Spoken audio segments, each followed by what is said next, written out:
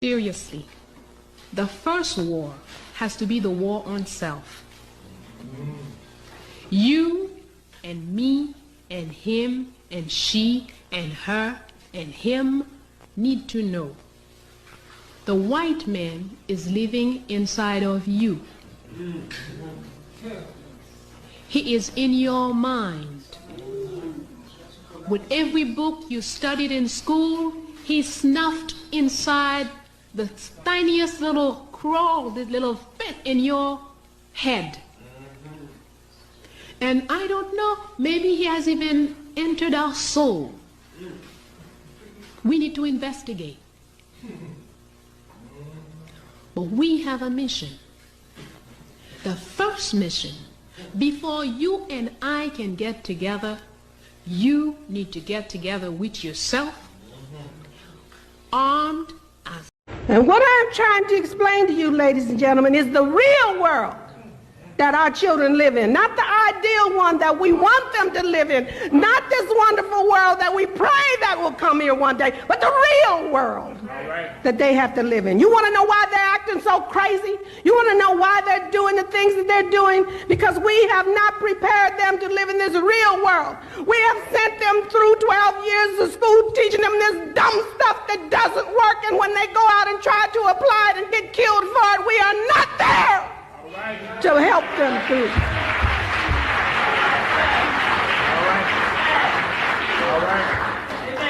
We are not there. We fade away on them. Somewhere around about 9th grade, we start talking about, I can't control him.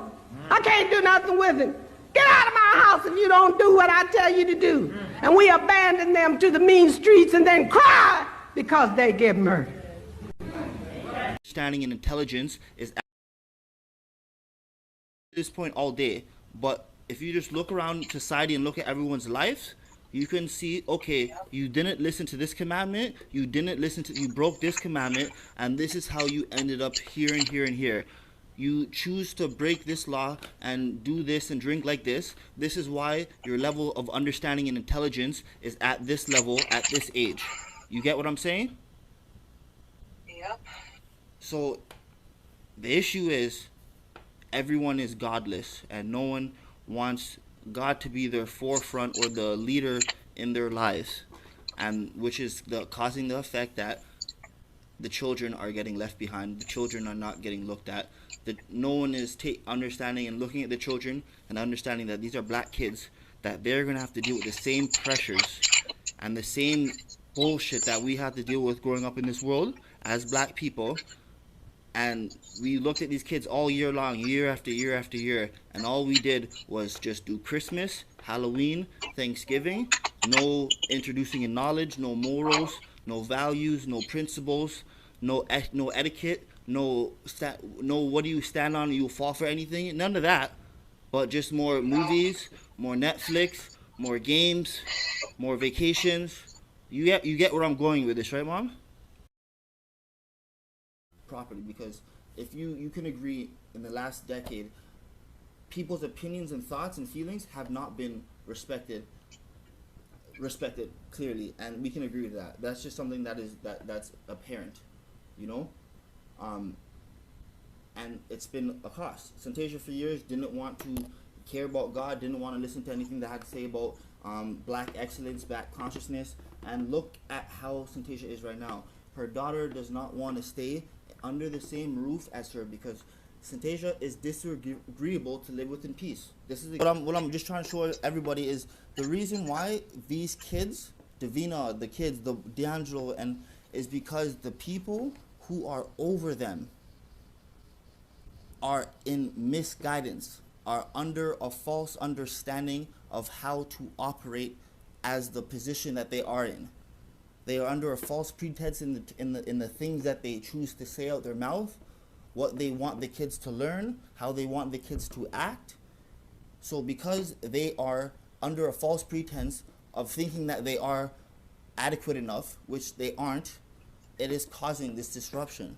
So the issue is the people who are over the children thinking that there's no shit on me, God can't touch me, I'm too impressive to be condemned for anything, are the same people responsible for how the mhm.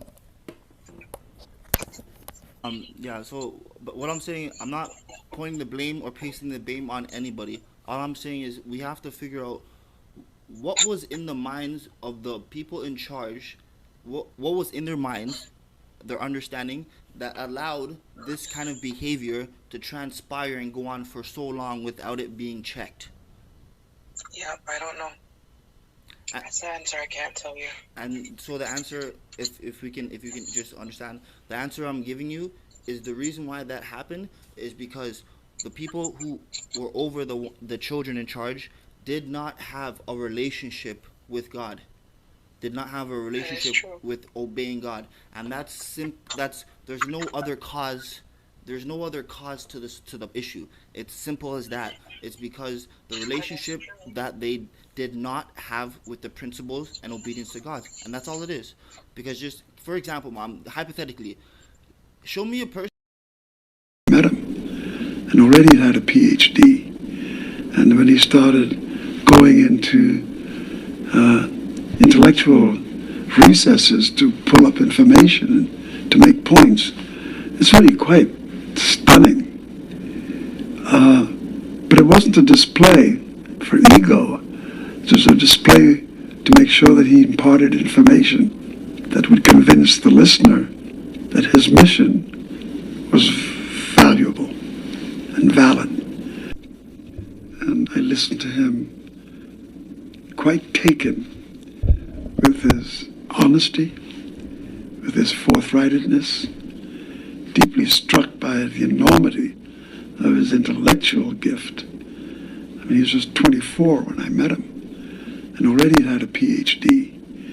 And when he started going into intellectual recesses to pull up information and to make points, it's really quite stunning. But it wasn't a display for ego. It was a display to make sure that he imparted information that would convince the listener that his mission was valuable and valid. Well, I didn't let nobody come to me and talk me into throwing away the best thing that ever happened to me. The Honorable Elijah Muhammad and the truth that he taught is the best thing that ever happened to me. And I will never, if it pleases Allah, I will never let it go. I will build on it, for it was a foundation that is sure. Look at all the people who ran away from the teachings that Allah revealed to the messenger, that the white man is the man of sin. The white man is the devil. They ran away from it, and the white man chased them away. He ain't chasing me. I'm calling him the devil. How come he ain't chasing me? Because he knows that Allah is with me. I don't share too much that wouldn't have otherwise came out, even the true knowledge of God. He had you all confused about God. I took the confusion away. I didn't hate. Now you understand why it says the Word was with God and the Word was God. I didn't hear you. That didn't make no sense to you until I told you that God meant the grantor of dominion, and the grantor of dominion is the truth. The truth is with me, and as long as the truth is with me, I'm the grantor of dominion. And when if I'm not here no more, then the truth is the grantor of dominion. I didn't hear you. See? The Word was with God and the Word was God when God wasn't there no more. So when the one that it was with wasn't there no more. You notice Jesus ain't here no more, but the word that he spoke is here. He said, heaven and earth shall pass away, but my word shall not pass away. I didn't hear you. Over 50% of our prison population is black, male, growing, and female. We have more black men in prison than in college. 6 out of every 10 black men between the ages of 15 and 44 are unemployed, in jail, got some disease, homosexual, on drugs. 73% of all the black men in prison were raised by a single black woman in a home with no man. 80% of that 73% suffered child abuse in the home, victimized by the mother. Over 60% of our households are headed by black women who are single, divorced, separated, or widowed. So we have been in a very, very powerful position. We can make heaven or hell for the man, and we can decide who's going to live and die. That is a great woman, I agree. But we are in a very prestigious position. We are the wives of man who was the first man that God chose to be on the earth. That's a very great position. The most valued and the strongest man on the earth that everybody's trying to use for something. He's the most durable. He's the most determined. The black man is not wrong because he does not do what white America wants him to do. And he's not wrong because he don't do what we want him to do. We don't know everything to do ourselves. We're learning a lot of what we think that we're supposed to do through recommendation and chance. Passing information among each other. Sharing secrets that'll help us to trick him, to keep him confused. We do things in front of his face, and we have learned how to convince him that he didn't even see that happen. What are we doing to destroy our men, to destroy our families? Because we don't know any better, or because we're too lazy, or because nobody has ever called on us to repent. And so then that led me to the study. And so as I was going along, initially I was keeping up with names and addresses and all of those things for that so-called research that they talk about. And then I found out that we didn't have a control group. There was not one set of Negroes that I could point at and say, well, these particular Negroes over here, they didn't suffer from the psychological trauma of slavery, so we don't have to deal with that. I found out that all of us had the same problems, and that we were not as different as we think we are. We are all doing the same things. We're all practicing the same patterns of behavior. A pattern is something that people follow because they think it's the right way to go. We have been doing it and approving that behavior between each other because we think, well, this is just how you do it. We have not represented our own ideas. We have not had anyone to represent our own ideas to us. The only place we have learned about how to be a woman or how a man is to be a man is on television. We haven't had that kind of a chance to study ourselves. The white woman has been the only woman we have had an opportunity to study every day of our life. On television, in every magazine we ever picked up, in every newspaper, on every radio. She's been the only model we have had. And if we think that that's not important, then we need to, look at that again. We have studied that, and we have made up and came up with requirements that the white people have set for us for our man. And if he cannot come up to those requirements, then we have decided that he is impotent and unable to be our man because he's disqualified, because he does not qualify by the standards that the white people have set up. We think a good, successful relationship is one where everything goes our way. The first time it stops going our way, then we got a serious problem. We want our man to do everything we tell him to do, but we don't want to do anything he tells us to do.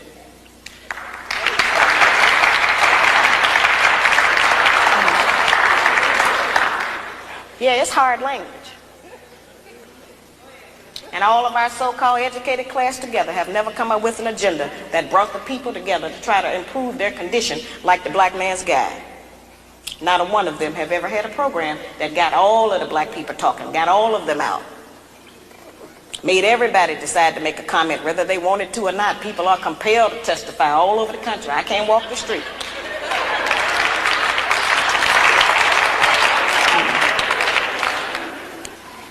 See, we've never been examined, as I said.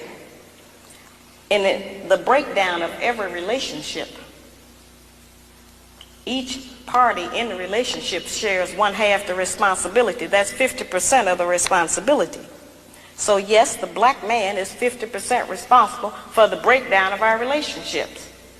And we are the other 50% half responsible for the breakdown of our relationships. And I ask black women, if you do not want to accept 50% of the responsibility, what percentage do you accept, and how does that behavior manifest? And I guarantee you it's already in my book. Because this lists the things that we do. We've just never seen it in print. We've never had it out front. We've never been busted. But now we have the equality we've been crying for. They're busted and so are we.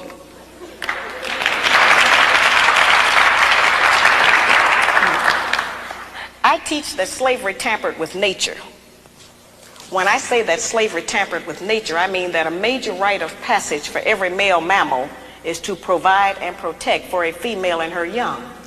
Now, certainly we know that the black man has been denied that opportunity. He has not been allowed to qualify to protect his woman or provide for them. They have told us that the only provision that the black man is qualified to give us is one of money. And we have made finance the major focus of our relationships with them. We have made the one thing that most of them don't even have be the criteria. We have been taught that if they do not give us money, that we are not to even allow them to be a father to their child. We have been taught that if he does not give us money, then he is not qualified to tell us what to do. We have been taught that if he does not give us money, that he doesn't have any rights in the home. It's whoever is making the money who has the rights. That's not our system. The black man provides more in a black home than just financial support. He provides direction, guidance, gratification, fulfillment, and discipline for our children.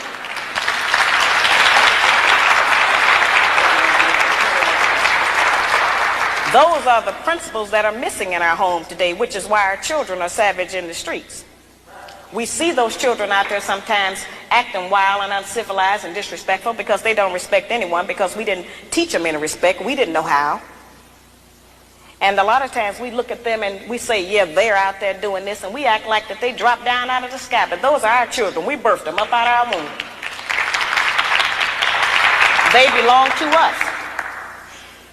And we are responsible for them. And for every child that's out there out of control, disrespectful, ignorant, and uneducated, they have a black mother somewhere who failed to do her job, and a black father who failed to do his. It is not the responsibility of the American government to raise our children. It is not the responsibility of the American government to support our women. And it certainly is not the responsibility of the American government to hold our man down.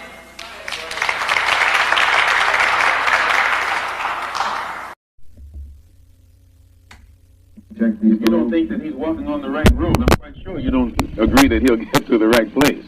And if you would classify his method as psychologically unrealistic. You see how intelligent Malcolm was when he was following the messenger? And how sure of himself he was? That's what the truth will do for you. The truth makes you sure of yourself.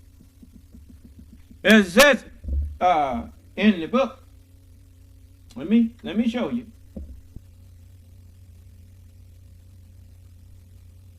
I'd like to show you why we speak like we speak.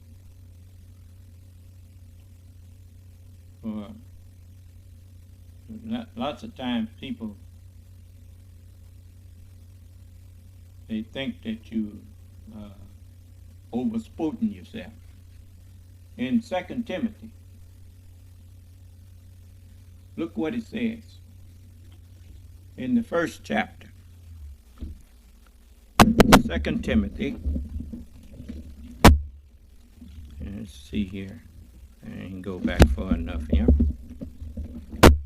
If I was looking for Ephesians, it wouldn't come up. Okay. It says,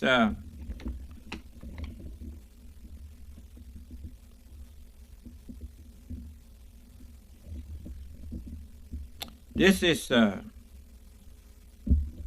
7th verse. For God hath not given us the spirit of fear, but of power and of love and of a sound mind. Huh? You notice, when the messenger of God met with Malcolm and Farrakhan and including the Son of Man, me, where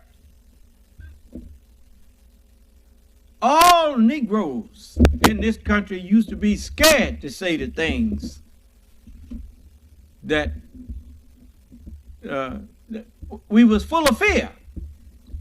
The white man gave us the mind of fear. Put the fear of God in him. That's right. That's what all of that lynching and burning and riddling our bodies with bullets and making the others stand there and watch it. That's to make you fear him, so that you would disobey God, and he could keep doing it to you, because you obey him out of fear instead of Allah out of love. Do you understand? But the messenger of God met with us, and all of us. The one thing that shocked us was that here this man standing up, not only saying that white people are devils, but saying that the black man is God. Huh? I mean, what are you talking about, man? You don't know what a mercy I am to you. So God have not given us the mind full of fear, but of power. Knowledge is power. When you know how to fly,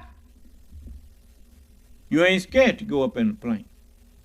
Or a helicopter. My daughter took me for a ride on a helicopter because she know how to fly.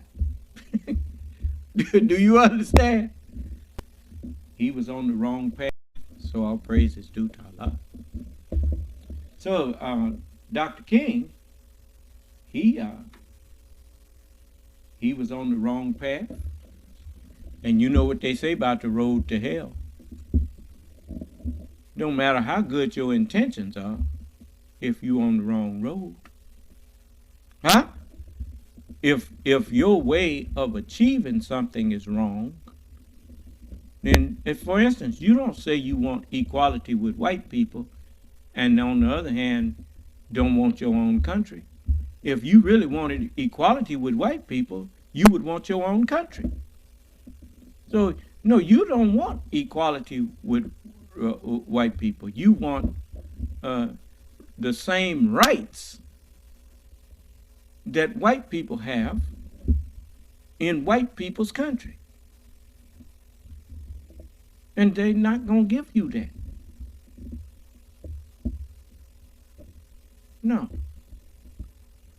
I don't even know why you still want to stay here with them. They murder you at will. Every time you look up, you crying about somebody murdering you. Why don't you join with me and we can put a stop to it?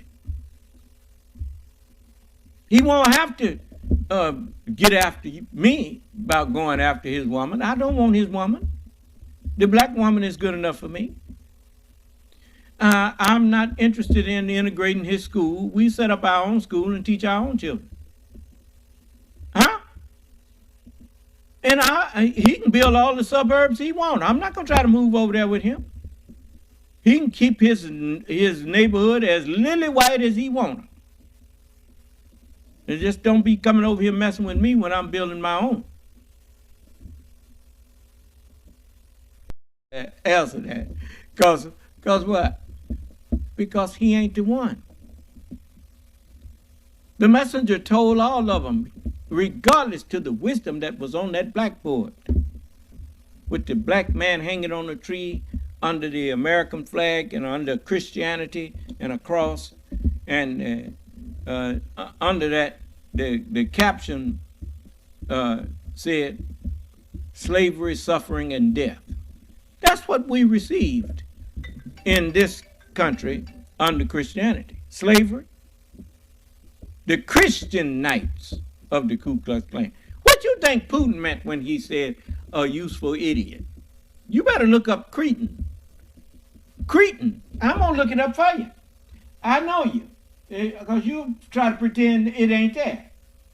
So I'm going to look it up for you and let you see it. Cretan. C-R-E-T-I-N. C-R-E-T-I-N. Cretan.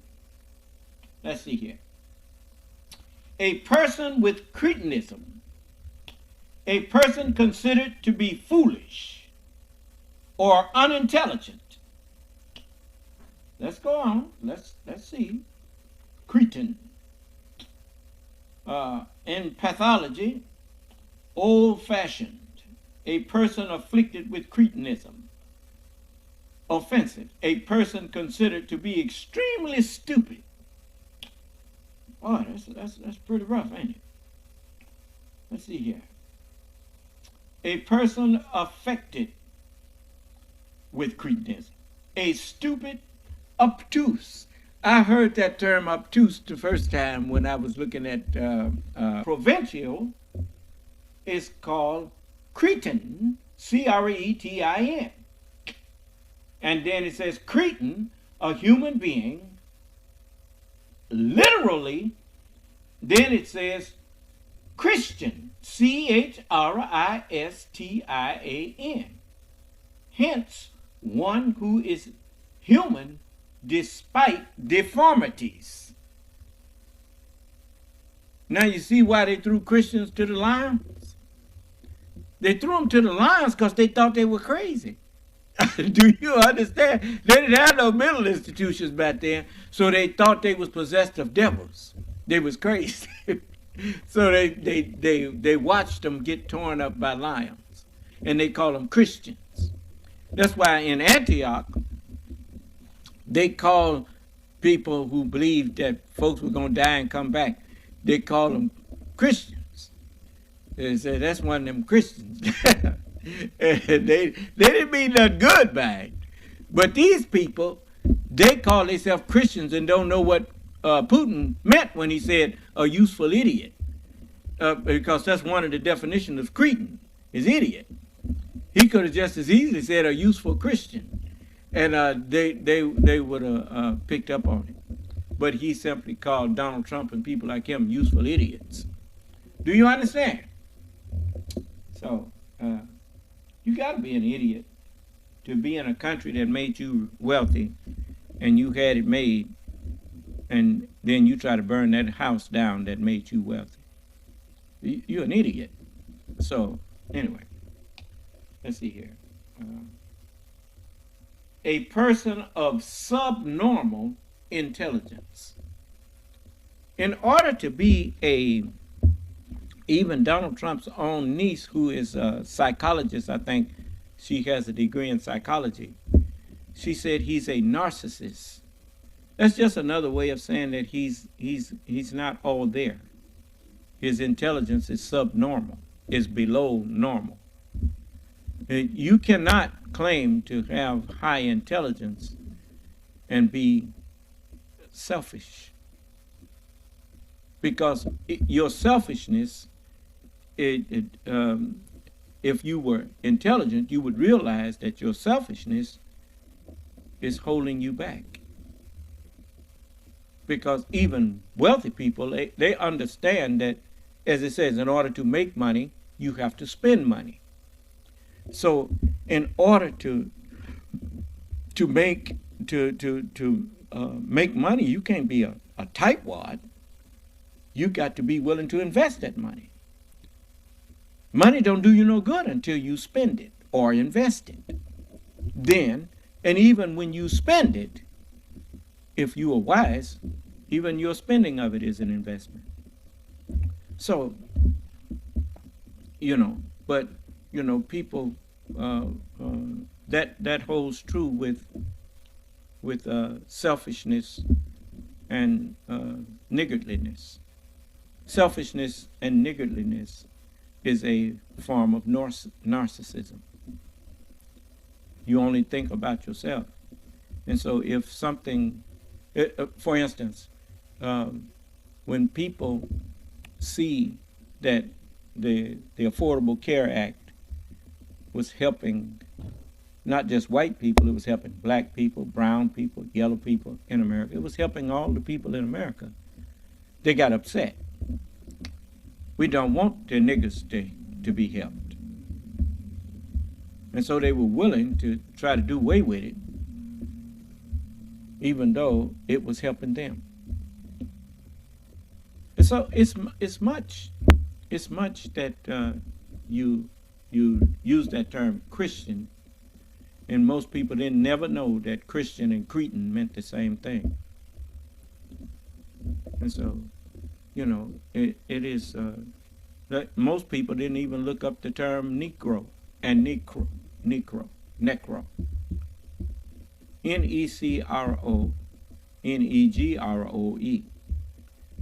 They sound the same, and they basically have the same meaning. The science of dealing with the dead things. The black man is a dead man in America. We had been dead, and we needed resurrecting. We were mentally and spiritually dead. And even after you became mentally awake, you were still spiritually dead. That's what I was telling Silas Nim and his minister. I told him that y'all still dead. And I asked him, I said, you want me to prove it? It's easy to prove. All I had to do was start asking you questions out of the scriptures, and when you couldn't answer them, that shows you were dead to that knowledge. And so everybody is dead. The death has passed on all men. And as by one man came death, and by one man also comes the resurrection. Do you understand? So I'm here to undo what Yaqub did. I'm here to undo it. And I'm undoing it. The first step was I had to shut the mouth of his greatest student. And you see, ain't no white man come in here trying to argue with me. Not no more. Because he know he can't win. Huh? And he can't break even. And he can't get out of the game.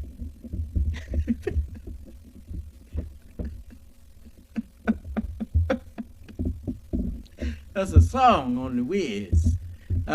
This is one thing that you're going to have to wake up to, that we are taking truth and hurling it against falsehood, speaking it very forcefully against the lies that we've been told. And we are exercising those lies out of your brain, knocking them out your brain. Do you understand? So you look up the term Cretan, and you will see that it's one of the spellings of it is Christian. And now you know what they meant in Antioch when they called the people Christians. The disciples were first called Christian or Cretan in Antioch. That should have told you right there you wasn't following Jesus by calling yourself no Christian. Jesus never called nobody a Christian. So, anybody got objection? No objection? Then I'll keep teaching. Now let's get back over here. That if a man's method is psychologically unrealistic, which means the road or the means or the method that he's using, I think as a psychologist, you'd be very doubtful that he would reach the right goal. There is one correction, Mr. Malcolm, I'd like to make here. In that same piece that you're quoting from, I said that his methods are effective. His philosophy of love of the oppressor, I thought, was psychologically burdensome.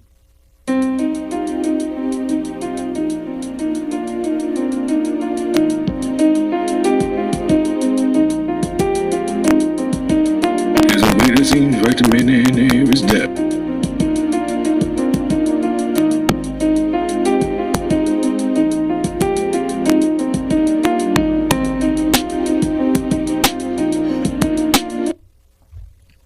What Proverbs meant when it says there's a way that seemeth right unto a man, but the end thereof are the ways of death. What it is actually meaning is that there's a way that seemeth right. For many people, they think they're doing something right, the right thing. They have the desire to do the right thing, but they are doing it in the wrong way, and the end, the result of it, is the way of ignorance. Do you understand? And so, you know, when you go, that's what death is. When you talking about, talking on a spiritual level, it is ignorance. You see, why? Because if you go to a dead man and ask him a question, he don't know the answer. He knows nothing. When you go to an ignorant man and ask him to solve a problem or give you an answer, he does not know either. So he is on a dead level. He is on the level of a dead man. Do you understand? And so that's where that comes from. And so for hundreds of years we've been telling you, and now you have to keep in mind that we took away any other God that you might have through force, through fear, through pain. So now I'm going to give you a God, but I'm going to do that in a way that is going to further me. So I'm going to give you a God that looks like me, so that when you bow down to that God, you're bowing down to me. The Bible tells us what he's going to look like when he comes back. We have taken that and changed it. Do you remember when Jesus went to Egypt? He hid in Egypt. The people in Egypt, honey, they're not white people. How could he hide that? See, so that we've done that. When Dr. King called me in the first instance, I think he reached out for me because he needed to reach out to a much broader constituency than he had been serving. I don't think he quite understood the totality of his mission. I think once he got into it, he understood that there was no way to leave it, that he could not turn away from what it was he found himself every day mandated to do. I think he also understood that he couldn't do it alone.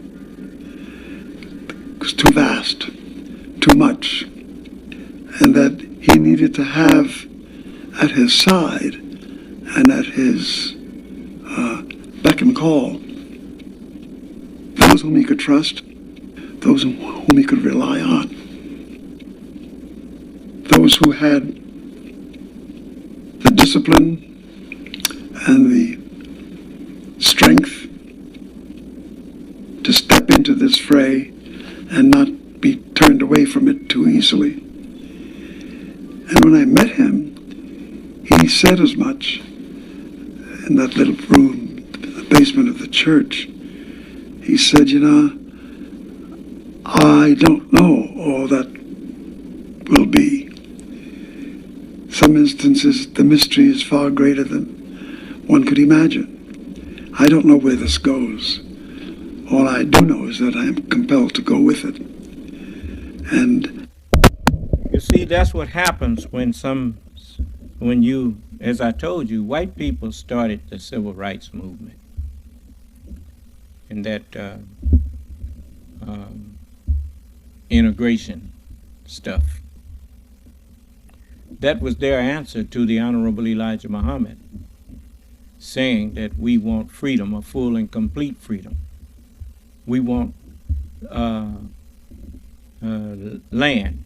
We want a separate state or territory of our own, either here or elsewhere. And it must be minerally rich and have fertile soil. And when you start talking to them like that, they didn't want you to have that. Do you understand? They still don't want us to have that. But I'm warning you, if we can't have it, ain't nobody gonna have it. Even if we have to strip you of all of the mind that you have and take it that way. The messenger told you that we could do that. He said Allah said he could take it without lighting a match. Meaning don't have to do nothing but take your mind from you. Do you not see people losing their minds? Killing up a bunch of folks and then shooting themselves. So, okay, Maybe some of them ain't shooting themselves. Maybe when the police got there, they shot them and said they shot themselves. Well, that's fine too. But I'm telling you, you just can't wait to have you a bloody bath. But know this, the only one's gonna get bathed in it is you all who didn't listen to me. And you getting what you deserve.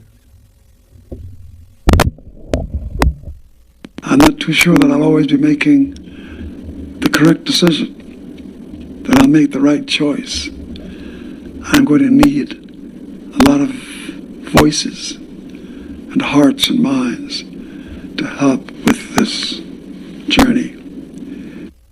You see, when Dr. King was telling him that he wasn't sure that he was going to always make the right decisions and all of this kind of thing, what was that telling Harry if he had been listening? Dr. King was a blind leader of blind people. You know, a leader, he must know the direction that he's taking and where he's trying to go, and how else is he going to be able to know what kind of help he needs? You know, if you want to go build a suburb, you know you're going to need architects, you're going to need contractors, you're going to need people that know something about that. If you don't know what you need, well, then you got a problem. Huh? Somebody can come up there and ask you, give me a job, and you may give them a job, but you may not need them. Do you understand what I'm saying? So you just wasted some of your time and your money. So it's just like when they was saying that the civil rights movement was going to turn into a movement to make more money, you know, all that kind of thing. Well, that show you that's because you started off wrong. You call yourself a preacher, and yet the Word of God told you what you should seek first.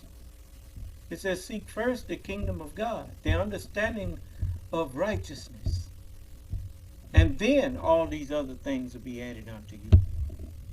But you want to make a man wealthy before the man knows God. Well, if you make him wealthy before he knows God, then what happens is he don't say all praise is due to God for my wealth. He thinks it's due to himself, not realizing that even to get to that wealth that he had, he needed to know a certain God, a certain grantor of dominion to guide him to that wealth. But just because you know the grantor of dominion to get to wealth, don't mean you know the grantor of dominion to get to peace. So while you going after wealth, you find that once you get it, you still ain't got no peace. So you know, Allah is the God of gods because he's the only guide to peace. And anything else just won't do. I'm telling you now. I don't care. You see a whole lot of wealthy, miserable people. There's your proof that wealth don't make you happy. It gives you fleeting joy. But how long can you rejoice after you live in a castle for so long? Now you realize that you've got more rooms to clean up.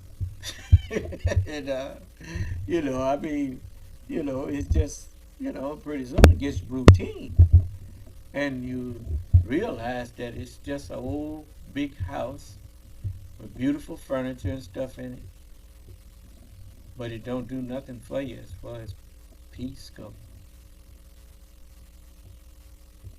You know, and so when you wake up, you're gonna realize, yeah, I know I don't look like much to you, but those who truly with me, they find peace with me because they follow my instructions. It's just like, I tell you, it's just like, I tell you how to get along with each other. If you would do like I tell you, you would get along with each other. It's not hard. It's only hard for you because you're not used to doing it. But once you get used to doing the right thing, then it becomes habit.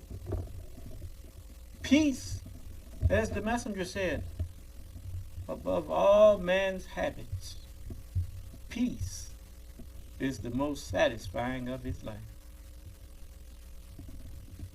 Haven't you noticed I fuss less and less with you? I say what I have to say. I tell you what I want done. You don't do it. I'm not going to stand around arguing with you about not obeying me. Soon I will ask you to do that. And I'll go,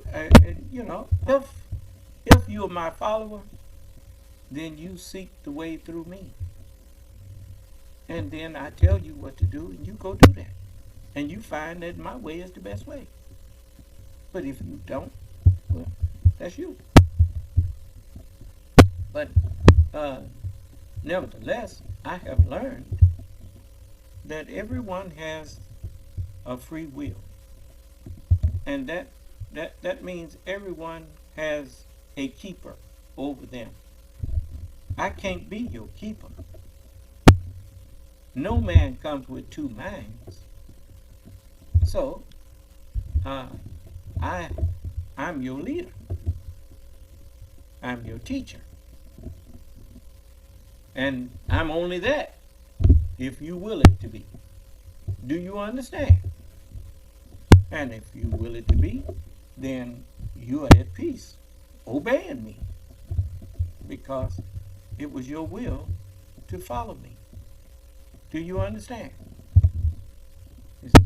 And all of the things I say to you, you notice I teach you in front of the whole world. I tell you how to conduct yourself.